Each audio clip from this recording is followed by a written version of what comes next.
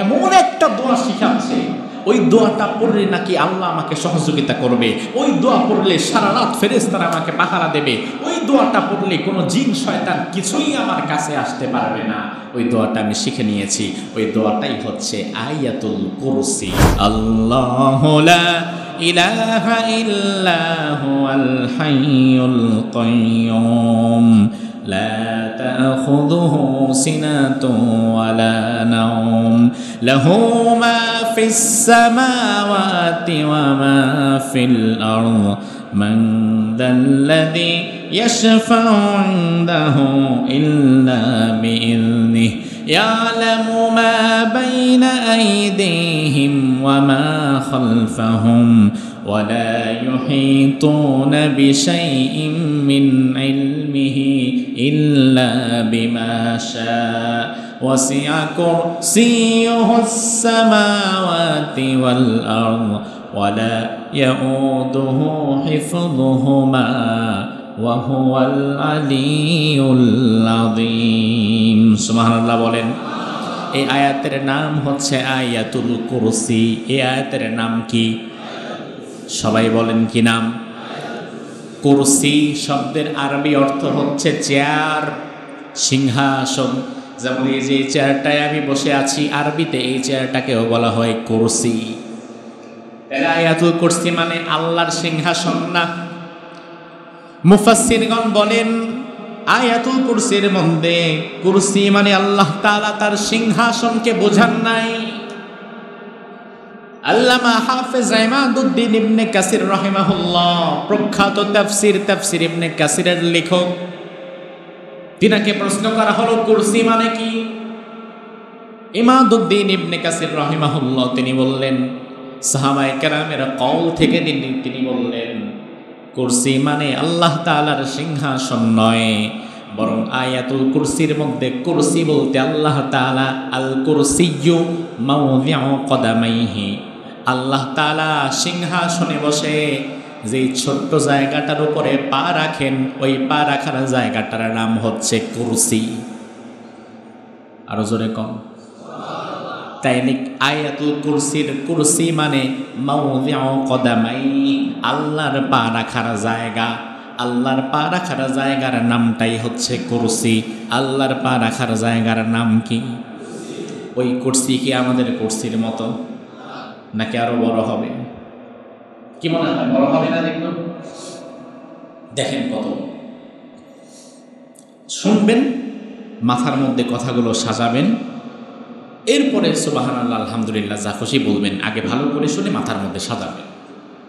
মুফাসসিরগণ বলেন কুরসি মাওদিউ কদামাইহি, কুরসি হচ্ছে আল্লাহ তাআলার পা রাখার জায়গা, আয়াতুল কুরসির কুরসিটা। আর ওই কুরসিটা কত বড়?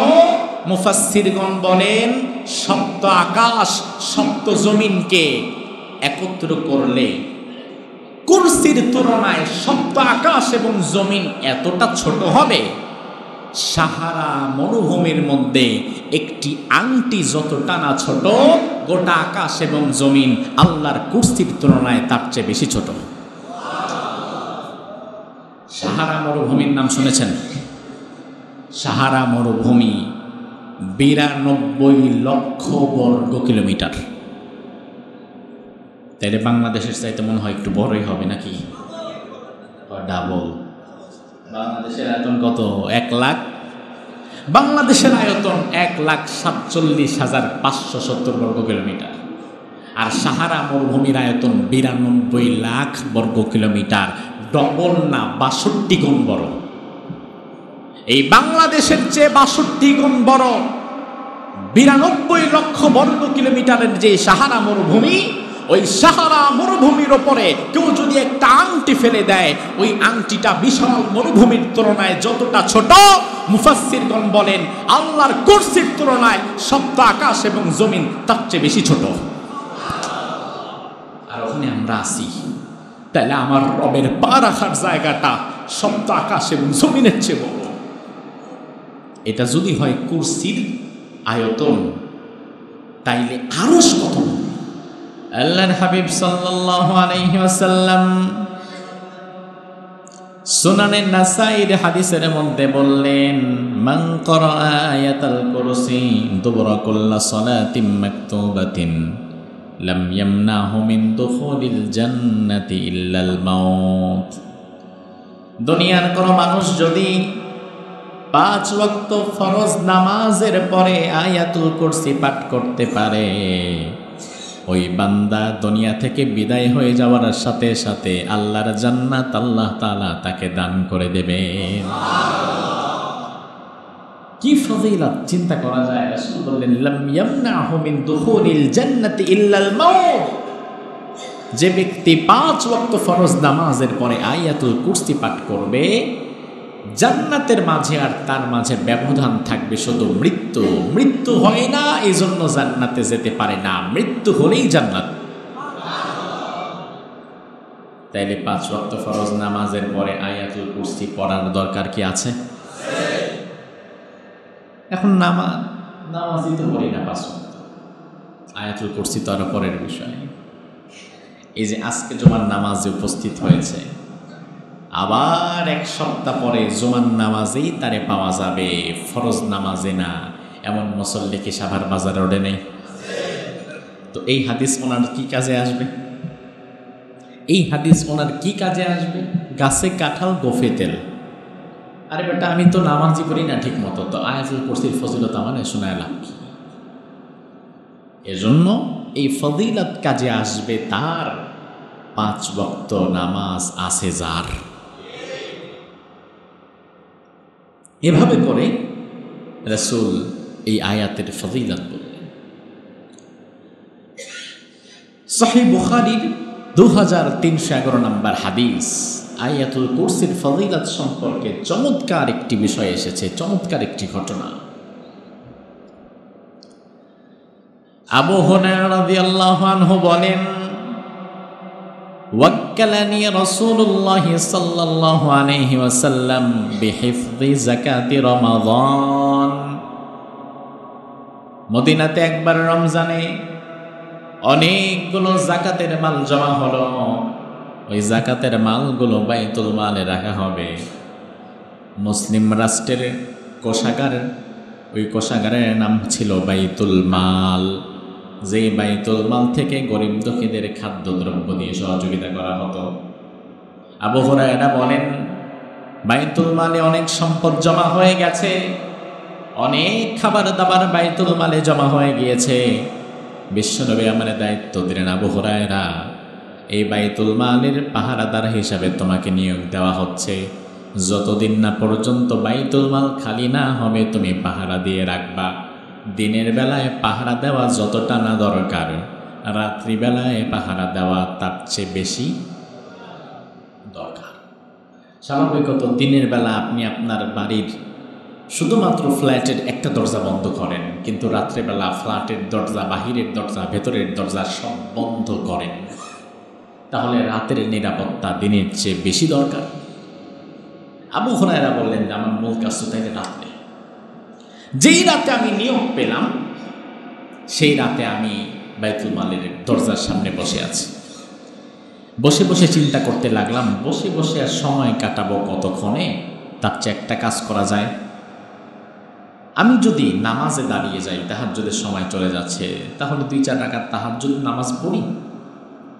আর বাইতুল মাল তো আমার পাশেই আছে, কেউ আসলে তো ধরে ফেলতে পারবো। তাহলে নামাজও হলো, পাহারা দেওয়াও হলো, সময়টা কাজে লাগলো। এই চিন্তা করে আবু হুরায়রা নামাজে দাঁড়িয়ে গিয়েছেন। সাহাবায়ে কেরামের নামাজ এমন নামাজ, যে নামাজের শুরু ছিল কিন্তু শেষ হতে দেরি হয়ে যেত। সাহাবায়ে কেরাম যখন নামাজে দাঁড়াতেন, হাদিসের মধ্যে এসেছে সাহাবায়ে কেরামের অবস্থা এমন হয়ে যেত যেন একটা গাছ দাঁড়িয়ে আছে, কোনো নড়াচড়া নাই। এইভাবে স্ট্রিট দাঁড়িয়ে থাকতেন। আবু হুরায়রা বলে, আমি দাঁড়িয়ে আছি, নামাজ পড়ছি। হঠাৎ করে আমার কানে আওয়াজ আসছে যে বাইতুল মালের দরজা খোলার শব্দ হয়েছে, কেউ একজন ভেতরে ঢুকছে। তাড়াতাড়ি আমি সালাম ফিরিয়ে নামাজ শেষ করে দিলাম। নামাজ শেষ করে বাইতুল মালের দরজাটা দেখি খোলা, ভেতরে গেলাম। ভেতরে গিয়ে দেখি এক চোর বিরাট এক বস্তা এনে ওই বস্তার মধ্যে ঘি, খেজুর, আটা, ময়দা যা ছিল খাদ্যদ্রব্য বোঝাই করতেছে। আবু হুরায়রা তাকে ধরলেন, এই কি ব্যাপার, ইসলামী রাষ্ট্রে চুরি করতেছো তুমি? না, এভাবে তো তোমাকে ছাড়া যাবে না, তোমাকে আমি এখন বেঁধে রাখবো, সকালবেলা মসজিদে নববীতে রাসূলের কাছে নিয়ে যাব, কারণ বিচার করবে রাসূল। বিচার করবে কে? রাসূল। তিনি বিচার করবেন, তিনি বিচারক, তিনি বিচার করবেন। এবার ওই ব্যক্তি আত্মপক্ষ সমর্থন করে বলছে, আবু হুরায়রা ইন্নী মুহতাজ, আমি চূড়ান্ত অভাবগ্রস্ত, ওয়া আলাইয়া আয়াল, পরিবারে আমার মা বাবা স্ত্রী সন্তান না খেয়ে আছে, ওয়ালিয়া হাজাতুন শাদীদা, আমার অনেক প্রয়োজন আছে। আবু হুরায়রা, আল্লাহর ওয়াস্তে তুমি আজকের মতো আমার ছেড়ে দাও, নিও না আবু হুরায়রা। আবু হুরায়রা চোরের এই আত্মপক্ষ সমর্থনের কথা শুনে তার মন নরম হয়ে গেছে। কারণ সাহাবীদের মন শক্ত ছিল না নরম ছিল? আহারে, আর ঠিক আছে, যা, পেটের দায় চুরি করছিস তো, আর যেন না দেখি, মাফ করে দিলাম, যা, ছেড়ে দিস। এই টোটাল ঘটনাটা একমাত্র আবু হুরায়রা ছাড়া আর কেউ জানে না। আবু হুরায়রা মসজিদে নববীতে চলে গেলেন। পরদিন ফজরের আজানের পরে, নামাজের পরে বিশ্বনবী এবার সাহাবীদের দিকে ঘুরে বসে দাঁড়িয়ে বললেন, ও সাহাবীরা, তোমাদের মধ্যে আবু হুরায়রা কোথায়? দাঁড়িয়ে যাও। আবু হুরায়রা দাঁড়িয়ে গেলেন। আল্লাহর হাবিব বললেন, ইয়া আবা হুরায়রা মা ফাআলা আসিরুকাল বারিহা, ও আবু হুরায়রা, গত রাতে যেই চোর, যেই মেহমান তোমার কাছে এসেছিল, জানে তুমি বন্দি করেছো, তার খবর কি? সুবহানাল্লাহ বলবেন না? রাসূল কি ওখানে ছিলেন? আবু হুরায়রা অবাক হয়ে গেছে, বলে কি, আমার কাছে যে গতকাল রাত্রে কেউ একজন আসছিল, আমি যে তাকে দয়া মায়া করে ছেড়ে দিলাম, এটা রাসূল জানলো কেমনে? এখন যেহেতু জেনে ফেলেছে, তার মানে জানিয়েছেন কে? আবু হুরায়রা বলে, ইয়া রাসূলুল্লাহ, কি আর বলবো আপনারে, আপনি তো জেনেই ফেলছেন। মূল বিষয় হচ্ছে, বেচারা এত অভাবগ্রস্ত, এত গরিব, এত দুঃখী, এত নিডি, তার অভাব দেখলে আমি না আপনিও কেঁদে দিতেন। এক বস্তা চুরি করছে, তার অভাব অনটনের কথা শুনলে আপনি আরেক বস্তা বাড়ায় দিতেন। সে এত অভাবগ্রস্ত, আমার মনটা নরম হয়ে গেছে, আমি তারে ছেড়ে দিছি। রাসূল বললেন, আচ্ছা ছেড়ে দিয়েছ, ইন্নাহু কদ কাযাবাক, যে চোর তোমার কাছে এসে তার অভাব অনটনের বিরাট গল্প শুনিয়ে গিয়েছে, ওই চোর হচ্ছে চূড়ান্ত মিথ্যাবাদী। ওয়াসায়াউদ, আজকে রাত্রে ওই চোর কিন্তু আবার আসবে। রাসূল আগেই বলে দিলেন, চোর কিন্তু আবার আসবে। এখন চোর যদি আবার আসে, তাইলে সিকিউরিটির দায়িত্ব যিনি পালন করছেন, তার দায়িত্ব কি কমে না আরো বাড়ে? একদিন ছাড়ছি, আজকে যদি আয় তাহলে খবর আছে, যেটা ছাড়ছি আগের দিন ওটা শুদ্ধ আদায় করো। দ্বিতীয় দিন আবু হুরায়রা এবার আর সহজে নামাজে দাঁড়াচ্ছে না। তার কারণ সাহাবীদের নামাজ তো, এই নামাজ শেষ করতেও তো সময় লাগে, যতক্ষণে শেষ করে ততক্ষণে তো মোটামুটি চোর তার কাটটি বুকসা গোছায় ফেলায়। এখন আমাদের মতো নামাজ হইলে চোরের উপায় ছিল না। চোর যদি আসতো, নামাজ ছাইড়ে দেখে চোর করতাম, দাঁড়া, নামাজ পড়ে, তুই আগে দাঁড়া। আবু হুরায়রা দ্বিতীয় দিন সহজে আর নামাজে দাঁড়াচ্ছে না, অপেক্ষা করছে। অপেক্ষা করতে করতে রাতের প্রথমার্ধ শেষ হয়ে দ্বিতীয়ার্ধ শেষ প্রান্তে চলে যাচ্ছে। আবু হুরায়রা চিন্তা করতেছে, না আজকে আর আসার তো কথাও না, কারণ যেভাবে সময় যাচ্ছে, এক কাজ করি, 2 রাকাত নামাজ পড়ি, বেশি না পড়লাম, আর চুরি করতে আসলে একটু দ্রুত নামাজটা শেষ করে ফেললাম। আবু হুরায়রা রাদিয়াল্লাহু আনহু দ্বিতীয় রাতে আবার তিনি নামাজে দাঁড়িয়ে গেলেন। আবু হুরায়রা যখন নামাজের নিয়ত করেছেন, আবু হুরায়রার নামাজের নিয়ত করাও সারা, চোরের আশাও সারা। চোর অপেক্ষায় ছিল, এবার আবু হুরায়রা চোরের আওয়াজ শুনে দ্রুত নামাজ শেষ করলেন, বাইতুল মালের ভেতরে গিয়ে চোরকে হাতে নাতে ধরে ফেললেন। ধরে এবার বললেন, চোর বেটা, রাসূলের কাছে আমি অপমানিত হয়েছি তোর জন্য। আজকে দ্বিতীয় দিন আবার তুই চুরি করতে এসেছিস, আজকে আর তোর কোনো ছাড় নাই, রাসূলের কাছে তোরে নিয়ে যাব আজকে। আজকে দেখি চুরির মাল আবার ডাবল নিয়েছিস। এবার চোর বলছে, আবু হুরায়রা তুমি আমাকে ছেড়ে দাও, তার কারণ হচ্ছে আবু হুরায়রা আমি গরিব মানুষ, ওয়ালাইয়া আয়াল আমার পরিবার অভাব অনটনে আছে, ওয়ালিয়া হাজাতুন শাদীদা আমি চূড়ান্ত ভাবি, আর আমি যেই পরিমাণ চুরি করেছি তুমি যদি রাসূলের কাছে আমারে নিয়ে যাও তাইলে রাসূল আমার হাত কেটে ফেলবে আজকে, কারণ গতকালকের চুরি আর আজকের চুরি এক না। আমার ভাইরা, ইসলামে যে চোরের হাত কাটার বিধান আছে এই বিধানটা তো সবার জন্য না। অভাবের তাড়নায় যদি কোনো ব্যক্তি চুরি করে, ইসলাম ওই ব্যক্তির হাত কাটতে বলে না, বরং বলে তুমি তার ক্ষুধা নিবারণ করে দাও। কিন্তু চোরের হাত কাটতে বলে ইসলাম তখন, ইসলামী রাষ্ট্র কায়েম হয়ে যাওয়ার পরে সবার ঘরে পর্যাপ্ত পরিমাণ খাবার থাকে যখন। এখন আমরা হুজুররা যখন বলি যে ইসলাম প্রতিষ্ঠা হলে চোরের হাত কেটে দেওয়া হবে, তাহলে সিজকা জুতা চোররাও চিন্তা করে আল্লাহ জুতা চুরি করে যাও খাই। তো ইসলাম আসলে বুঝলে আমাদেরও হাত কাটে, তে তো সর্বনাশ।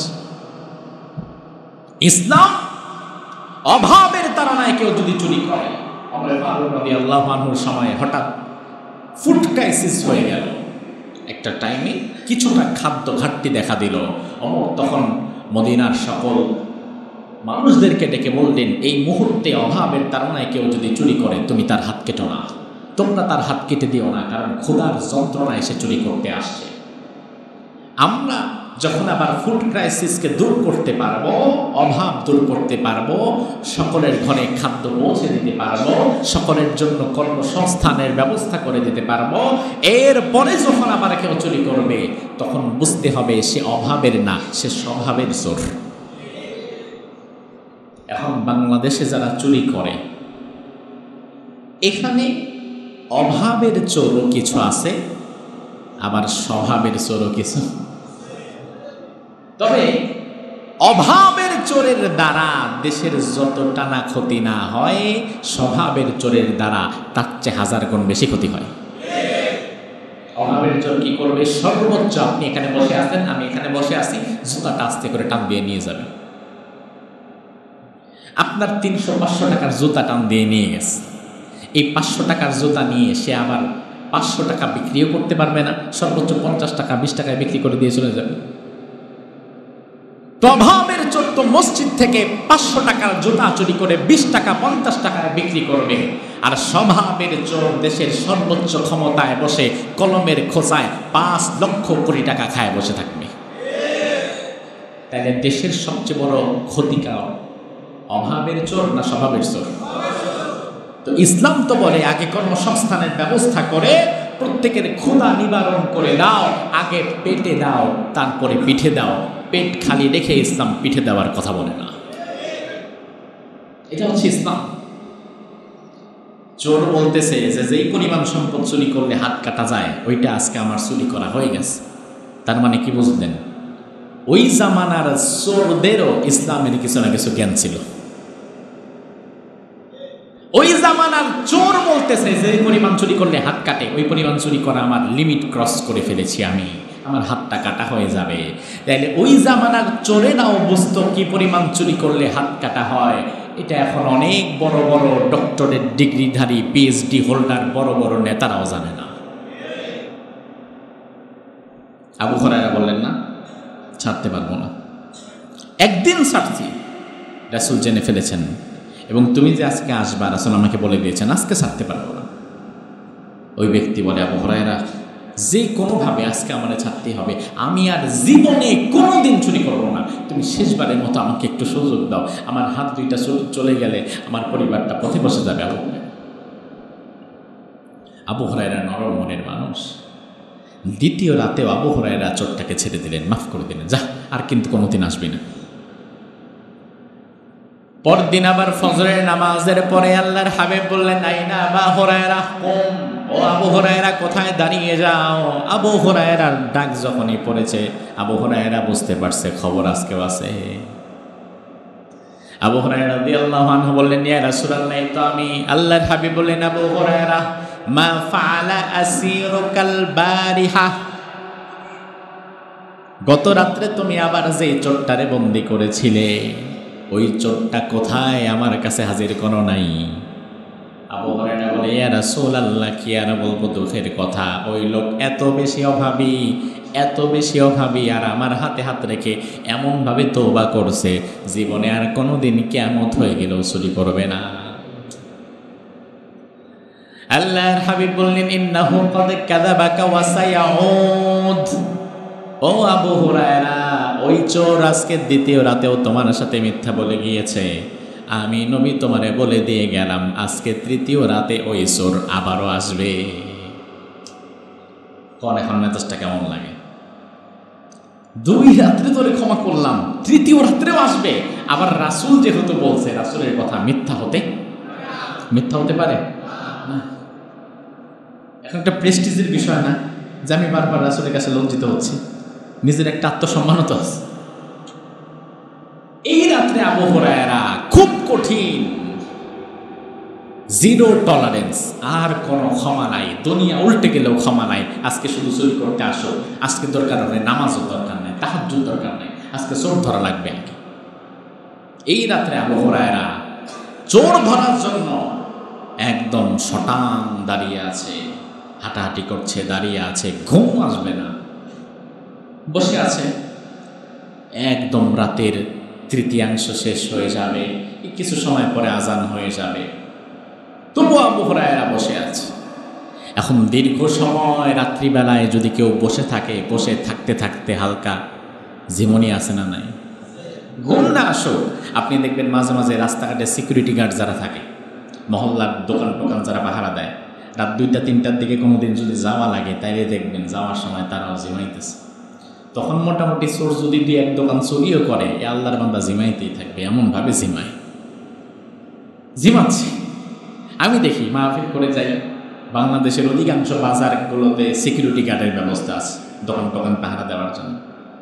মোটামুটি মাশাআল্লাহ এমন জিমায়, গাড়ি হরন দিয়ে চলে যাই, ওনার ঘুম ভাঙে না, উনি ঘুমায় না, জিমানিতে এমন ঘুম দেয় যেটা আপনার নাক ডাকার ঘুম ফেল হয়ে যাবে।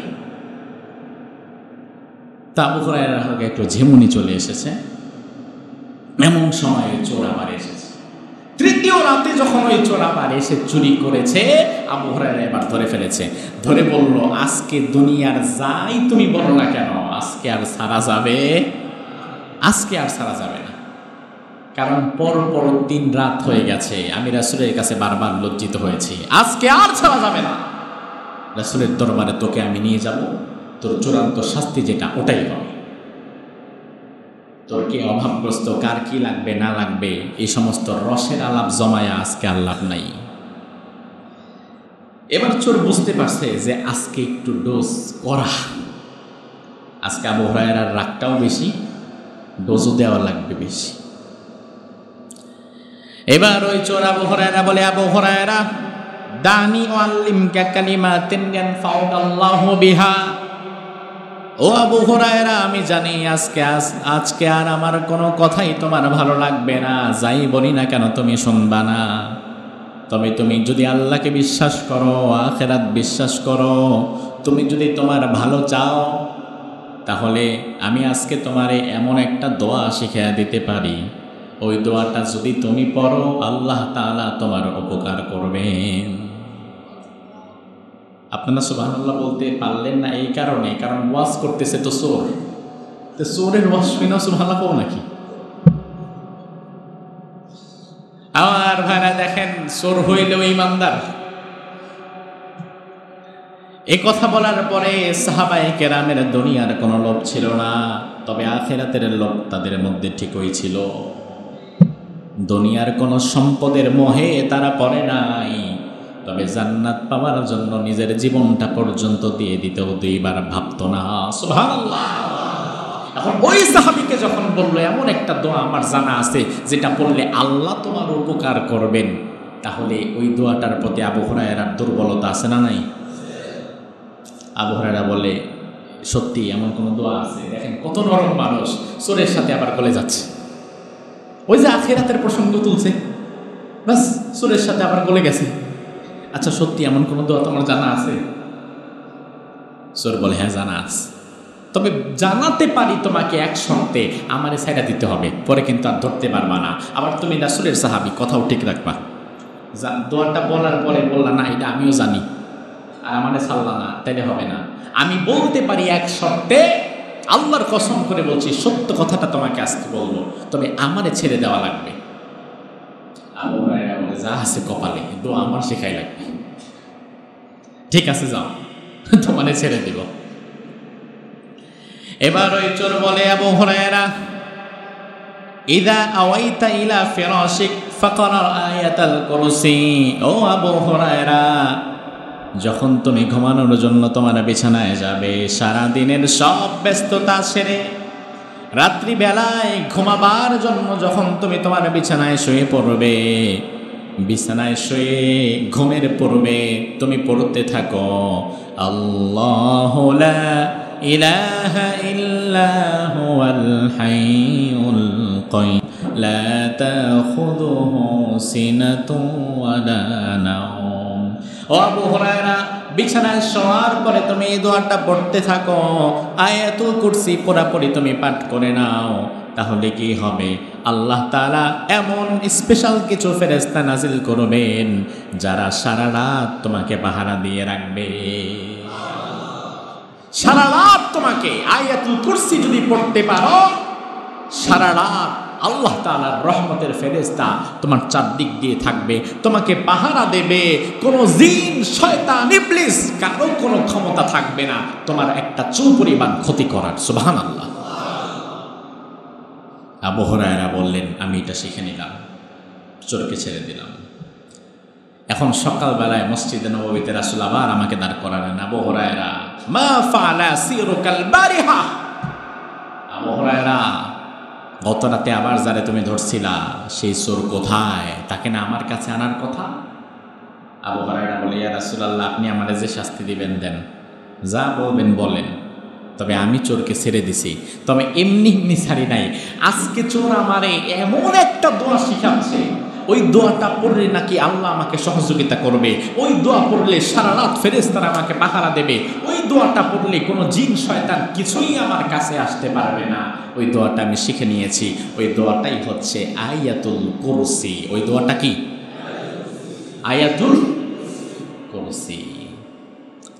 ইয়া রাসূলুল্লাহ, এই যে চোর যে আমাদের শিখাই গেল, এইটা কি আসলে সঠিক? চোরের বিষয়টা আসলে সঠিক কিনা, এটা তো আমার রাসূল থেকে একটু জাস্টিফাই করার দরকার আছে। এই যে চোরটা যে আমাকে শিখিয়ে গেল, এই বিষয়টা কি সঠিক? রাসূল বললেন, ইন্নাহু কদ সাদাকাকা, নিশ্চয়ই এই চোর তোমাকে সর্বশ্রেষ্ঠ কথাটা বলে গেছে। তাহলে এখন তো আর সুবহানাল্লাহ কইতে আমাদের কোনো আপত্তি? তো চোরের ওয়াজ শুনে তখন সুবহানাল্লাহ আমরা বলি নাই, যে চোর কি বলতেছে না বলতেছে আগে বুঝি ভালো করে, আগে লাভ দেওয়া দরকার নেই। রাসূল বললেন, ইন্নাহু কদ সাদাকাকা, এই চোর তোমাকে সর্বশ্রেষ্ঠ সত্য কথা বলেছে, তবে ওয়া হুয়া কাযুব, এছাড়া জীবনে যা বলছে এই বেটা সব মিথ্যা কইছে। সে চূড়ান্ত মিথ্যাবাদী, এই একটাই সত্য কথা বলছে। আবু হুরায়রা বলল, ও আচ্ছা, একটাই সত্য কথা বলছে, যাক অন্তত আমি যে আমলটা নিয়ে তারে ছাড়ছি এটা তো আর বিফলে যায় না। রাসূল বলেন, আবু হুরায়রা, আরেকটা মজার ব্যাপার শোনো।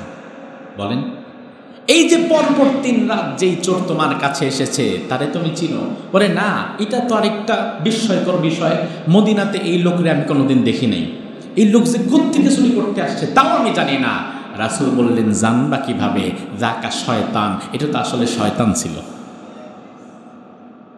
এই শয়তান ছিল, সে মানুষের রূপ ধারণ করে এই ইবলিস শয়তান তোমার কাছে আসছে। তার মানে আয়াতুল কুরসির এই ফজিলতটা ইবলিসের মধ্য দিয়ে আল্লাহ তাআলা আমাদেরকে শিখিয়ে দিয়েছেন। সুবহানাল্লাহ।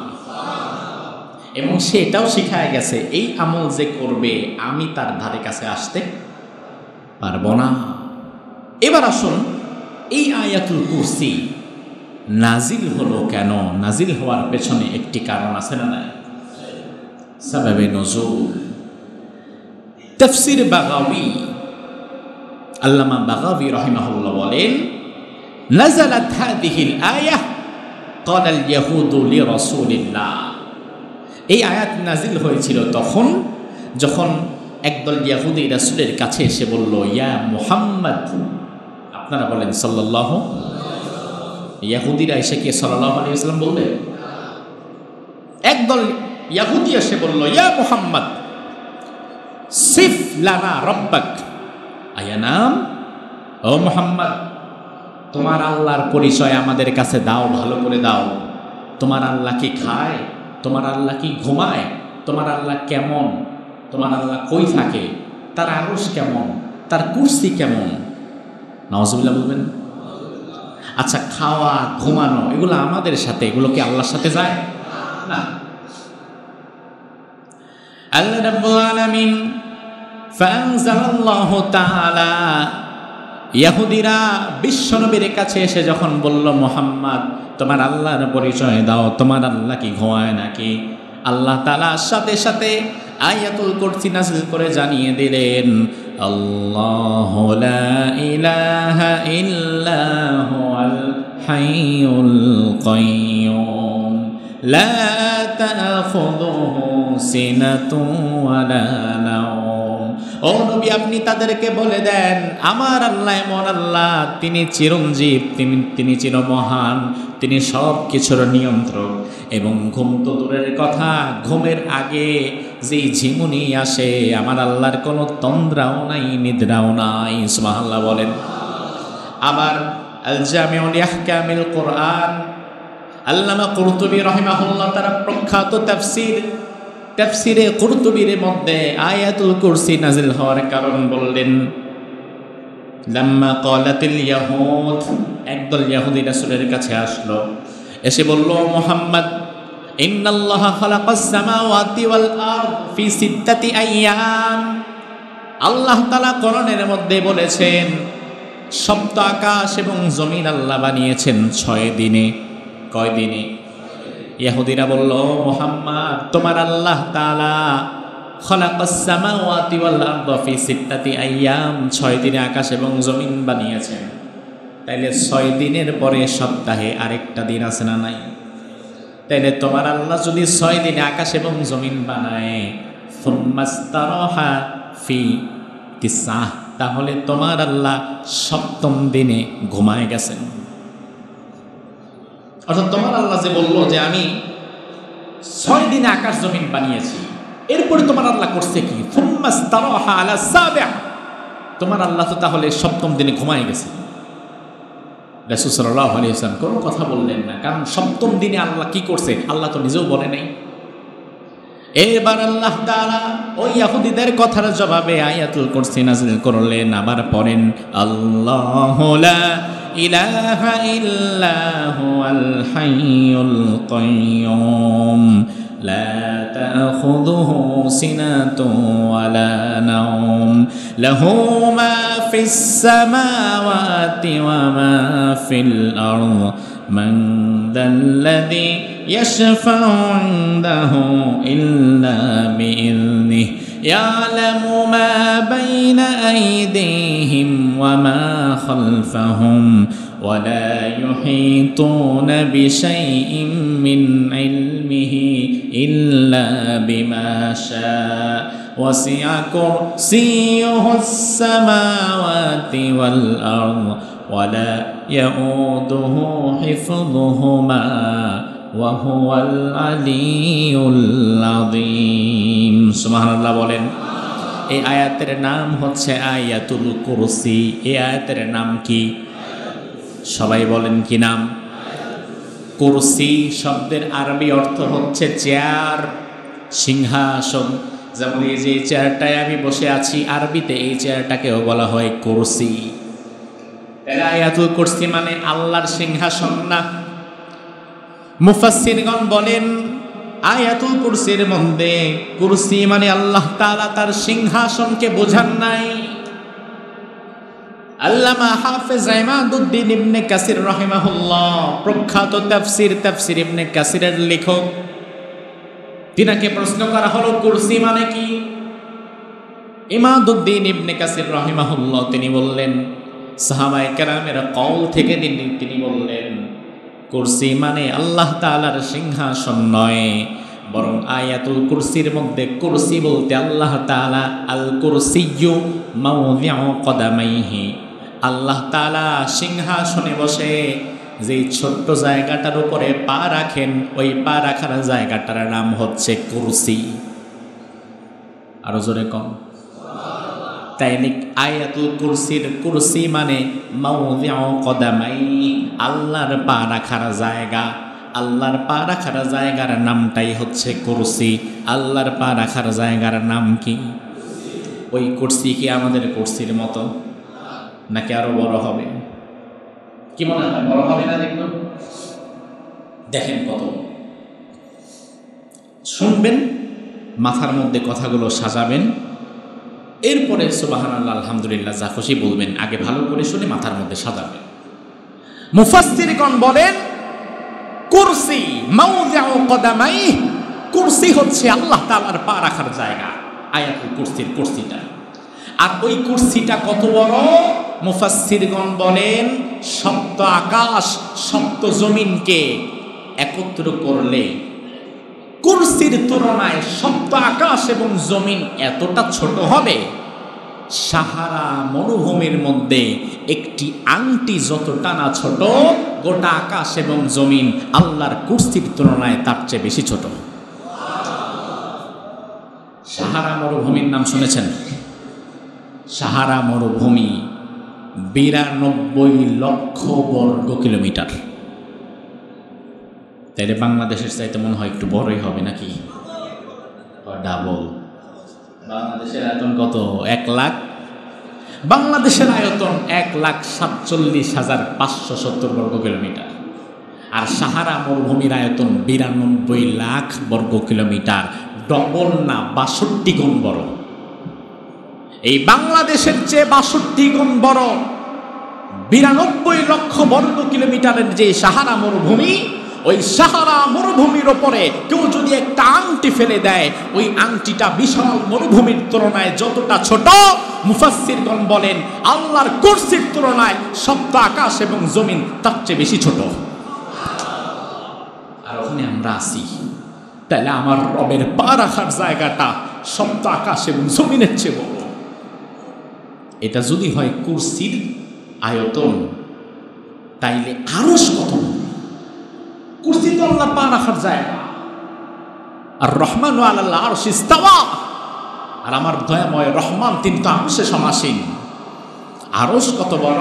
এবার এটা হাদিস থেকে আবার দেখেন, আল্লাহর হাবিব হাদিসের মধ্যে বলেন আরশ কতটা শোনো, মাল কুরসিয়্যু ফিল আরশি ইল্লা কাহালকাতিন মুলকাতিন ফি ফালাতিন মিনাল আরশ।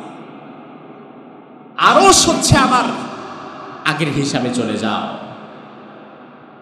গোটা জমিন আসমানের তুলনায় আল্লাহর পা রাখার জায়গা কুরসি যত বড়, আবার আল্লাহর কুরসির তুলনায় আল্লাহর আরশ তত বড়।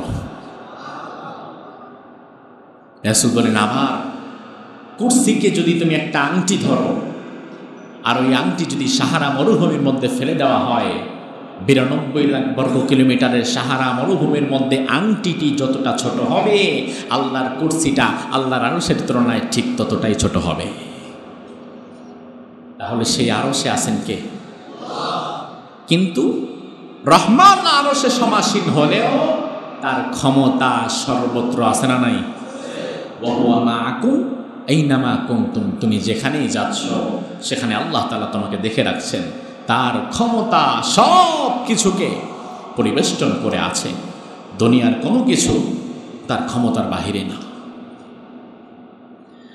এজন্যই আল্লাহ রাব্বুল আলামিন কোরআনের মধ্যে বললেন, দুনিয়ার মানুষ আমার সম্পর্কে তো ভাবতেই পারবে না, আমার সম্পর্কে ভাবার মতো জ্ঞান আমি ওদের দেই নাই। ও ভাই আমার, মুফাসসিরগণ বলেন আয়াতুল কুরসির আল কুরসিয়্যু মাওদিউ কদামাই, কুরসি আল্লাহ তাআলার পা রাখার জায়গা। ওই পা রাখার জায়গাটা আকাশ এবং জমিন সব কিছুকে যদি আপনি একটা আংটির মতো ধরেন, তাইলে আল্লাহর কুরসি হচ্ছে ওই আংটিটা সাহারা মরুভূমির মধ্যে যতটা, আল্লাহর কুরসি হচ্ছে ততটা। তাইলে কুরসি যদি এত বড় হয়, আরো কত হাজার গুণ বড়, কত লক্ষ গুণ বড় সেই আরো সে আমার মহান আল্লাহ তাআলা আছেন। এজন্য আল্লাহ তাআলা কোরআনের মধ্যে বললেন, ওয়া মা কাদারুল্লাহা হাক্কা কদরিহি ওয়াল আরদু জামিআন কবদাতুহু ইয়াউমাল কিয়ামাতি ওয়াস সামাওয়াতু মাতওয়িয়াতুম বিয়ামিনি। দুনিয়ার মানুষ আমার কদর জানে না, দুনিয়ার মানুষ আমি আল্লাহ তাআলার শক্তি ক্ষমতা সম্পর্কে কিছুই তারা জানে না।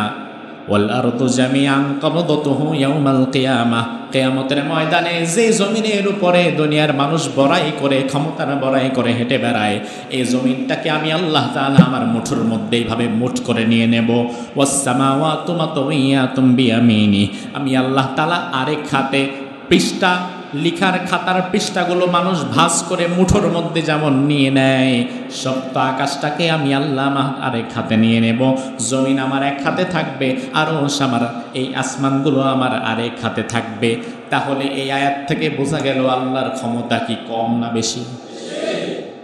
তাইলে সেই আল্লাহকে বাদ দিয়ে অন্য কার পেছনে দৌড়ান আপনি? অন্য কোন নেতার ক্ষমতাকে আপনি ভয় পান? কিংবা কোন নেতার ক্ষমতার শেল্টারে থাকার জন্য আপনি অপরাধ করেন?